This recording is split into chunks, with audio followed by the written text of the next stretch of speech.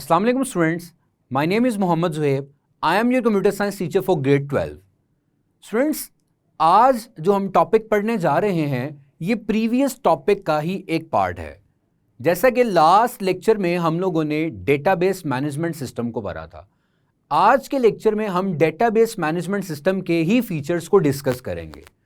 Students, ये जो features हम डेटाबेस मैनेजमेंट सिस्टम के पढ़ने जा रहे हैं ये आपको हर तरह के डेटाबेस मैनेजमेंट सिस्टम में मिलेंगे।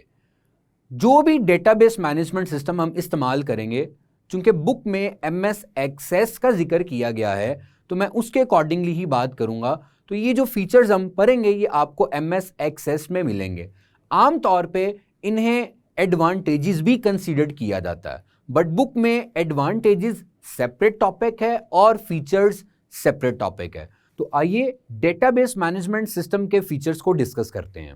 स्टूडेंट, फर्स्ट जो फीचर है डेटाबेस मैनेजमेंट सिस्टम का वो है data dictionary. Student, data dictionary को स्लाइड से पढ़ने से पहले हम इसको समझते हैं कि डेटा डिक्शनरी होता क्या है। स्टूडेंट, डेटा डिक्शनरी का मतलब है कि डेटाबेस में डेटा को स्टोर कराने के कुछ रूल्स एंड रेगुलेशंस होते हैं।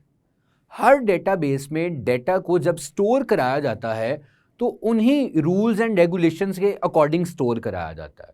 स्टूडेंट, वो जो रूल्स एंड रेगुलेशंस हैं वो डेटा डिक्शनरी में स्टोर होते हैं, और जब भी डेटाबेस में डेटा को स्टोर कराया जाता है तो वो रूल्स जो डेटा डिक्शनरी में स्टोर होते हैं उनके अकॉर्डिंग डेटा को वेरीफाई किया जाता है, चेक किया जाता है कि क्या वो डेटा उन रूल्स के अकॉर्डिंगली ही डेटाबेस में एंटर किया जा रहा है या रूल्स को ओबे नहीं किया जा रहा। स्टूडेंट, ये जो डेटा डिक्शनरी है ये उन रूल्स को स्टोर करने के साथ साथ ये वेरीफाई और चेक भी करती है कि किस तरह से डेटा को एंटर किया जा रहा है, क्या डेटा रूल्स के मुताबिक ही एंटर हो रहा है। अगर डेटा रूल्स के मुताबिक एंटर नहीं हो रहा तो डेटा डिक्शनरी में मौजूद जो रूल्स हैं जब वो वेरीफाई नहीं होते तो एक एरर मैसेज जो है वो डिस्प्ले कर दिया जाता है, जिससे यूज़र यानी कि जो डेटा एंटर कर रहा है उसको आइडिया हो जाता है कि मैंने जो डेटा एंटर किया है उसमें कोई ना कोई मिस्टेक है। अगर आप स्लाइड पे देखें तो यही बात लिखी गई है कि data dictionary contains the procedures document और a disk file that stores the data definitions or a description of the structure of data used in the database। यानी कि या तो वो प्रोसीजर डॉक्यूमेंट्स जिनको फॉलो करके डेटा एंटर करना है, या डेटा डेफिनेशंस यानी कि डेटा रूल्स एंड रेगुलेशंस जो कि एक फाइल में स्टोर होते हैं डेटा डिक्शनरी में, या डेटा को स्टोर कराने के लिए जो स्ट्रक्चर इस्तेमाल किया जा रहा है वो। ये जो तीन चीज़ें हैं ये बेसिकली डेटा डिक्शनरी में ही स्टोर होती हैं और ये तकरीबन एक ही चीज़ है।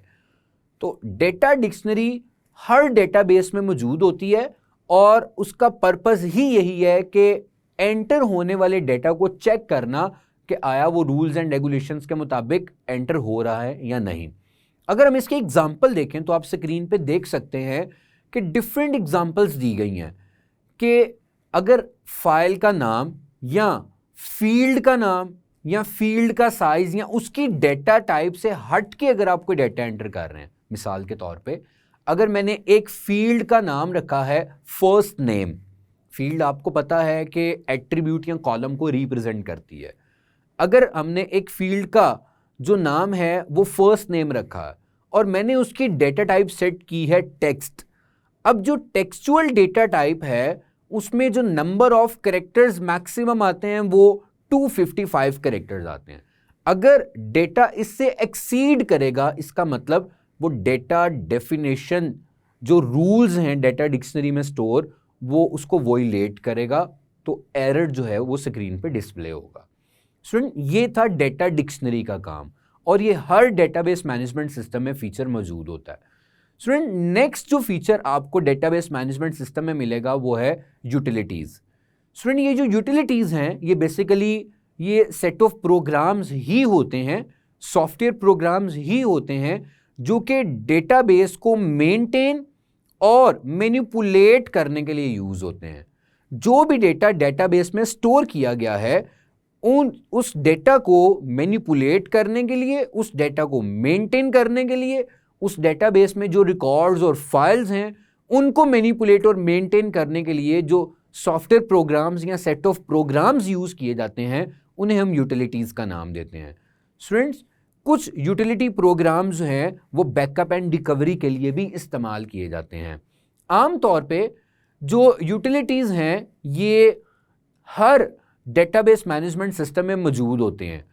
आप लोगों ने अक्सर डेटाबेस में देखा होगा कि डेटा एंटर करने के कुछ टूल्स हैं, डेटा को डिलीट करने के कुछ टूल्स हैं, डेटा को अपडेट करने के कुछ टूल्स हैं और डेटा को सर्च करने के लिए, फिल्टर करने के लिए कुछ टूल्स हैं। स्टूडेंट, यही वो सेट ऑफ प्रोग्राम्स हैं, यही वो सॉफ्टवेयर प्रोग्राम्स हैं जो कि डेटा को मैनेज करते हैं, मेंटेन करते हैं और इसी को ही हम जो है वो यूटिलिटीज का नाम देते हैं। नेक्स्ट जो फीचर है वो है क्वेरी लैंग्वेज।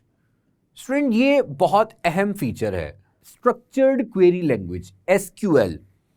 और ये ऐसी लैंग्वेज है जिसमें कमांड्स गिवन होती हैं, यानी कि हम इस लैंग्वेज में मौजूद जो कमांड्स हैं उसको इस्तेमाल करके डेटाबेस में डेटा एंटर करा सकते हैं या डेटाबेस से डेटा को डिलीट करा सकते हैं या डेटा को अपडेट कर सकते हैं या इसके अलावा कोई और ऑपरेशन परफॉर्म कर सकते हैं।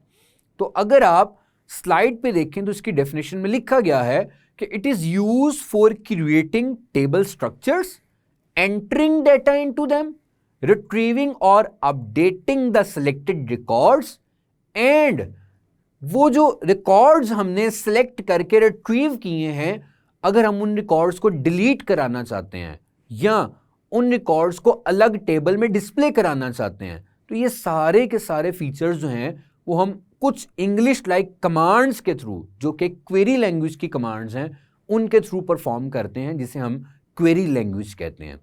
स्टूडेंट्स, कुछ कमांड्स स्क्रीन पे नज़र आ रही होंगी जिसमें सेलेक्ट कमांड है, डिलीट कमांड है, क्रिएट कमांड है, modify, update and insert command है। ये वो तमाम इंग्लिश लाइक कमांड्स हैं जो कि हम क्वेरी लैंग्वेज में इस्तेमाल करके अपने डिफरेंट ऑपरेशंस परफॉर्म करवाते हैं। स्टूडेंट, डीबीएमएस में क्वेरी लैंग्वेज के इस्तेमाल के अलावा कुछ फीचर्स जो हैं वो विजिट के थ्रू भी परफॉर्म किए जाते हैं, बट जो प्रोग्रामर्स हैं या डेटाबेस एडमिनिस्ट्रेटर हैं वो ज़्यादातर क्वेरी लैंग्वेज का ही इस्तेमाल करते हैं। Next feature is report generator. Student, report generator basically जब डेटा को आपने एक रिपोर्ट की फॉर्म में देखना होता है, एक टेबल की फॉर्म में डिस्प्ले कराना होता है या एक ख़ास फॉर्मेट की फॉर्म में डेटा को प्रिंट करना होता है, तब ये फीचर को इस्तेमाल किया जाता है जिसे हम रिपोर्ट जनरेटर का नाम देते हैं। स्टूडेंट, ये जो रिपोर्ट जनरेटर है ये भी एक प्रोग्राम ही है जो कि ऑन स्क्रीन या एक डॉक्यूमेंट प्रिंट करता है डेटाबेस में से किसी भी टाइप ऑफ डेटा को लेकर। अब वो डेटा जो है वो यूज़र अपनी नीड के अकॉर्डिंगली डिस्प्ले करवाता है या पेपर पे प्रिंट करवाता है। स्टूडेंट, ये जो रिपोर्ट जनरेटर ऐसा फीचर है, आप इस फीचर को यूज़ करके अपने डेटाबेस की जो रिपोर्ट्स हैं आप अपनी नीड के अकॉर्डिंगली डिस्प्ले करा सकते हैं। आप हेडिंग्स अपनी मर्जी से दे सकते हैं, आप उसका फॉर्मेट अपनी मर्जी से सेट कर सकते हैं या आपने कोई भी पेज हेडर्स या कॉलम हेडिंग्स ऐड करनी है आप वो भी अपनी मर्जी से ऐड कर सकते हैं। इवन जो नॉन एक्सपर्ट पर्सन्स हैं वो भी इस फीचर को यूज़ करके डिफरेंट रिपोर्ट्स को एफिशिएंटली क्रिएट कर सकते हैं। तो ये जो रिपोर्ट जनरेटर, अगर हम आसान अल्फाज में कहें तो डेटाबेस में से यूज़र की नीड के अकॉर्डिंगली डेटा को लेकर एक ख़ास रिपोर्ट की फॉर्म में डिस्प्ले कराता है। लाइक अगर मैं किसी स्टूडेंट की डेटाबेस की बात करूं तो मैं एक स्टूडेंट की डेटाबेस में से एक पर्टिकुलर स्टूडेंट का रिकॉर्ड देखना चाह रहा हूं और उसकी परसेंटेज चेक करना चाह रहा हूं और उसको पेपर पे प्रिंट करवाना चाह रहा हूं, तो उसके लिए मैं ये फीचर जो है ये इस्तेमाल कर सकता हूं। Student, next feature is access security. Access मतलब एमएस एक्सेस की बात कर रहा है। स्टूडेंट, डीबीएमएस में सिक्योरिटी फीचर्स भी मौजूद हैं और ये सिक्योरिटी फीचर्स जो हैं ये बहुत अहम हैं। चूंकि इन्हीं सिक्योरिटी फीचर्स की वजह से हमारा डेटा डेटाबेस में महफूज रहता है। अनऑथराइज्ड पर्सन हमारे डेटा को एक्सेस नहीं कर सकते। तो DBMS ये फीचर भी प्रोवाइड करता है।